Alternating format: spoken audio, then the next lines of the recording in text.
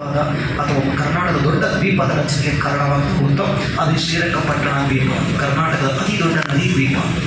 ಅಲ್ಲಿಂದ ಕಾವೇರಿ ನದಿ ಮೈಸೂರನ್ನ ಪ್ರವೇಶ ಮಾಡುತ್ತಾ ಸೋಮನಾಥಪುರ ಒಂದು ಮೂಲಕ ಹರಿದು ಟಿ ನರಸೀಪುರವನ್ನು ಪ್ರವೇಶ ಮಾಡುತ್ತಾ ತಿರುಮಕೂಡದ ನರಸೀಪುರದಲ್ಲಿ ಕಾವೇರಿ ನದಿಗೆ ತ್ರಿವೇಣಿ ಸಂಗಮವಾಗಿ ರಚನೆ ಆಗುತ್ತಾ ಈ ಕಾವೇರಿ ನದಿ ಎಡಭಾಗಕ್ಕೆ ಸ್ಫಟಿಕ ಸರೋವರ ಸಂಗಮವಾದರೆ ಬಲಭಾಗಕ್ಕೆ ಕಬಿನಿ ಅಥವಾ ಕಪಿಲವನ್ನು ಸಂಗಮವಾಗುತ್ತಾ ಮೂಲತಃ ವಯನಾಡಿನಲ್ಲಿ ಉಗಮವಾಗತಕ್ಕಂಥ ಕಬಿನಿ ಕರ್ನಾಟಕ ಮತ್ತು ಕೇರಳದ ಮಧ್ಯೆ 12 ಕಿಲೋಮೀಟರ್ ಉದ್ದವಾಗಿ ಹರಿದು ಕರ್ನಾಟಕ ಪ್ರವೇಶ ಮಾಡಿ ಕರ್ನಾಟಕದ ಎಚ್ ಡಿ ಕೋಟೆ ಸಮೀಪದಲ್ಲಿ ತನ್ನ ಎಡದಂಡೆಗೆ ತಾರಕ ಹಳ್ಳವನ್ನು ಸೇರಿಸಿಕೊಳ್ಳುತ್ತಾ ತಾರಕ ಹಳ್ಳಕ್ಕೆ ಅವನು ಡ್ಯಾಮನ್ನು ಕಟ್ಟಿದರೆ ತರಿಸಿ ತಾರಕ ಜಲಾಶಯ ತಾರಕ ನೀರನ್ನು ತನ್ನ ಒಡನೆಗೆ ಸೇರಿಸಿಕೊಂಡಂತಹ ಕಬಿನಿಗೆ ಎಚ್ ಡಿ ಕೋಟೆ ಸಮೀಪ ಒಂದು ದೊಡ್ಡ ಜಲಾಶಯವನ್ನು ಕಟ್ಟಿದ್ದೀವಿ. ದಟ್ ಇಸ್ ಕಬಿನಿ ಜಲಾಶಯ ಅಥವಾ ಕಪಿಲಾ ಜಲಾಶಯ. ಈ ಜಲಾಶಯ ಆದಮೇಲೆ ಕಬಿನಿ ಹಾಗೆ ಪೂರ್ವಾಭಿಮುಖವಾಗಿ ಕರ್ಕೊಂಡು ಹೋಗ್ತಾ ಇರಬೇಕಾದ್ರೆ ಕಬಿನಿಯ ಬಲದಂತೆ ನುಗು ನದಿ ಒಂದು ಸಂಗಮಾಗುತ್ತಾ ನುಗು ನದಿಗೆ ಹೆಸರೇ ನಮ್ಮ ಸರಗೂರು ತಾಲೂಕಿನಲ್ಲಿ ಮೈಸೂರು ಜಿಲ್ಲೆ ಸರಗೂರು ತಾಲೂಕಿನಲ್ಲಿ ಮೆರಬಹಳ್ಳಿ ಅಂತ ಒಂದು ಹಳ್ಳಿ ಬರುತ್ತಾ ಹಳ್ಳಿ ಸಮೀಪ ಒಂದು ಡ್ಯಾಮನ್ನು ಕಟ್ಟಿದ್ದೀವಿ. ದಟ್ ಈಸ್ ನುಗು ಜಲಾಶಯ.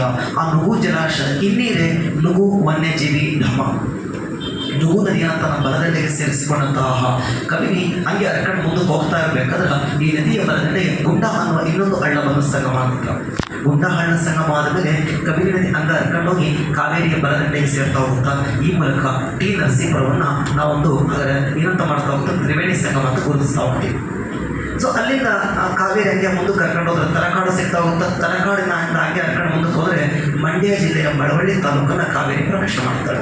ಮಂಡ್ಯ ಜಿಲ್ಲೆಯ ಮಳವಳ್ಳಿ ತಾಲೂಕಲ್ಲಿ ಕಾವೇರಿ ಹರ್ಕೊಂಡು ಹೋಗ್ತಾ ಇರಬೇಕಾದ್ರೆ ಈ ನದಿಯ ಬಲದಂಡೆಗೆ ಸುವರ್ಣವತಿ ಅಥವಾ ಹೊನ್ನು ಹಳ್ಳ ಅಂತ ಹೊನ್ನು ಹೊಳೆ ಅಂತಕ್ಕಂಥ ನದಿ ಒಂದು ಸಂಗಮಾಗುತ್ತಾ ಈ ಸುವರ್ಣವತಿ ಅಥವಾ ಹೊನ್ನು ಹೊಳೆ ಮೂಲತಃ ಮೈಸೂರು ಜಿಲ್ಲೆಯಲ್ಲಿ ಉಗಮವಾಗಿ ಆನಂತರ ಆದರೆ ಗುಂಡ್ಲುಪೇಟೆ ಮೂಲಕ ಹರ್ಕೊಂಡಂಗೆ ಎಳಂದೂರು ಗುಂಡ್ಲುಪೇಟೆ ಎಲ್ಲ ಹರ್ಕೊಂಡು ಹೋಗಿ ಆದರೆ ನಮ್ಮ ಮಂಡ್ಯ ಜಿಲ್ಲೆಯ ಮಳವಳ್ಳಿ ಸಮೀಪದಲ್ಲಿ ಕಾವೇರಿಯ ಬಲದಂಡೆಗೆ ಸೇರ್ತಾ ಹೋಗುತ್ತೆ. ಅಲ್ಲಿಂದ ಈ ನದಿ ಕಾವೇರಿ ಮುಂದೆ ಹರ್ಕೊಂಡು ಹೋದರೆ ಮತ್ತೊಂದು ದ್ವೀಪವನ್ನು ಕ್ರಿಯೇಟ್ ಮಾಡುತ್ತಾ ಅದೇ ಶಿವನ ಸಮುದ್ರ. ಈ ಶಿವನ ಸಮುದ್ರದ ಸಮೀಪ 2 ಜಲಪಾತಗಳು ಕ್ರಿಯೇಟ್ ಆಗ್ತವೆ. ಎಡಭಾಗದಲ್ಲಿರೋದು ಗಗನ ಚುಕ್ಕಿ ಆದರೆ ಬಲಭಾಗದಲ್ಲಿರೋದು ಬರ ಚುಕ್ಕಿ. ಎಡಭಾಗದ ಗಗನ ಚುಕ್ಕಿ ಮಂಡ್ಯ ಜಿಲ್ಲೆಯಲ್ಲಿದ್ದರೆ ಬಲಭಾಗದ ಬರ ಚುಕ್ಕಿ ಚಾಮರಾಜನಗರ ಜಿಲ್ಲೆಯಿಂದ ಮಧ್ಯದಲ್ಲಿರುವ ಶಿವನ ಸಮುದ್ರ ಆಗ ಅದು ಮಂಡ್ಯ ಜಿಲ್ಲೆಗೆ ಸಂಬಂಧಪಟ್ಟಿರೋದು.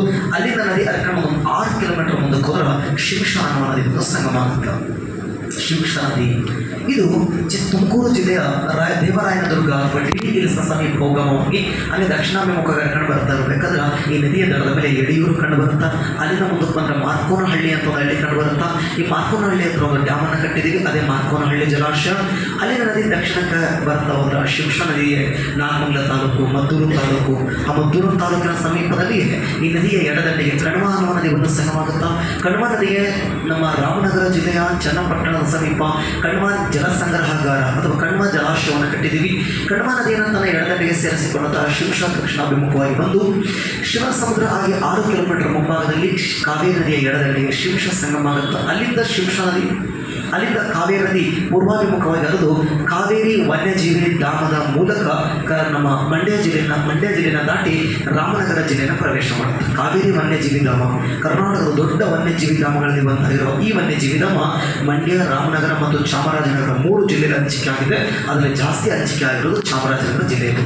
ಅಲ್ಲಿನ ನದಿ ಹಂಗೆ ಹರ್ಕೊಂಡು ಮುಂದಕ್ಕೆ ಹೋದರೆ ಸಂಗಮ ಅನ್ನುವ ಹಳ್ಳಿ. ಈ ಸಂಗಮ ಹಳ್ಳಿಯ ಎಡಭಾಗದಲ್ಲಿ ಸಂಗಮ ಹಳ್ಳಿ ಹತ್ರ ಕಾವೇರಿ ಎಡಭಾಗದಲ್ಲಿ ಅರ್ಕಾವತಿ ಒಂದು ಸಂಗಮ ಆಗುತ್ತೆ. ಅರ್ಕಾವತಿ ಅನ್ನೋದು ನಂದಿ ದುರ್ಗ ಭಾಗದಿಂದ ಬರ್ತಕ್ಕಂಥದ್ದು.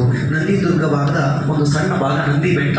ಆ ನಂದಿ ಬೆಟ್ಟದ ಭಾಗದಲ್ಲಿ ಉಗಮವಾಗಿ ದಕ್ಷಿಣಾಭಿಮುಖವಾಗಿ ಬರುವ ಅರ್ಕಾವತಿ ನದಿಯ ಎಡದಂಡೆಗೆ ವೃಷಭಾವತಿ ಒಂದು ಸಂಗಮವಾಗುತ್ತಾ ಈ ವೃಷಭಾವತಿ ನದಿಯ ದಡದ ಮೇಲೆ ಬೆಂಗಳೂರು ಕಂಡು ಬರುತ್ತಾ ಈ ವೃಷಭಾವತಿ ಸಂಗಮವಾಗುವ ಸ್ಥಳದಲ್ಲಿ ಅರ್ಕಾವತಿ ನದಿಗೆ ಅಡ್ಡಲಾಗಿ ತಿಪ್ಪಗೊಂಡನ ಹಳ್ಳಿ ಅನ್ನೋ ಒಂದು ಡ್ಯಾಮನ್ನು ಕಟ್ಟಿದ್ದೀವಿ. ಈ ತಿಪ್ಪಗೊಂಡನ ಹಳ್ಳಿ ಜಲಾಶಯವನ್ನು ಚಾಮರಾಜ ಸಾಗರ ಅಂತ ಕರೀತಾ ಹೋಗ್ತೀವಿ. ಅಲ್ಲಿನ ನದಿ ದಕ್ಷಿಣಕ್ಕೆ ಹರಿದು ರಾಮನಗರ ಜಿಲ್ಲೆಯನ್ನು ಪ್ರವೇಶ ಮಾಡುತ್ತಾ ರಾಮನಗರ ಜಿಲ್ಲೆಯ ಮಾಗಡಿ ಸಮುದ್ರದಲ್ಲಿ ಹೋಗ್ತಾ ಇರಬೇಕಾದ್ರೆ ಈ ನದಿಗೆ ಮಂಚಿನಬೆಲೆ ಅಂತಕ್ಕಂಥ ಒಂದು ಡ್ಯಾಮನ್ನು ಕಟ್ಟಿದ್ದೀವಿ. ಈ ರಾಮನಗರ ಜಿಲ್ಲೆಯ ಮಂಚಿನಬೆಲೆ ಡ್ಯಾಮ್ನ ಸಮೀಪದಲ್ಲಿ ಕುಮುದ್ವತಿ